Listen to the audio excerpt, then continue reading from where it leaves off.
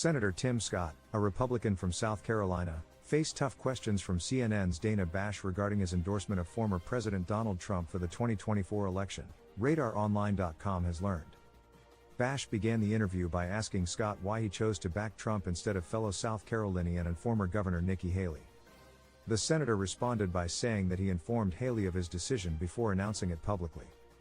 Bash then referenced a quote from Scott's own presidential campaign launch, in which he called for supporters to reject ideas of victimhood and grievance.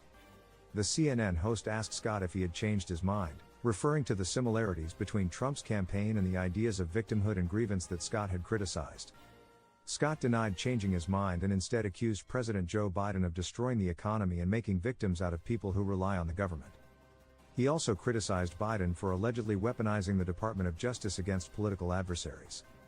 The host pressed Scott further on Trump's campaign for president, specifically referencing the legal battles surrounding Trump's re-election effort. The GOP senator deflected from addressing these cases and instead focused on the issue of crime in American cities. He blamed Biden for allowing crime to ravage poor communities. The conversation then turned to the January 6 riot at the Capitol and Trump's response to it. Bash reminded Scott of Trump's comments referring to the rioters as hostages and his promise to pardon them. Scott avoided directly addressing these remarks and instead continued to criticize Biden's leadership.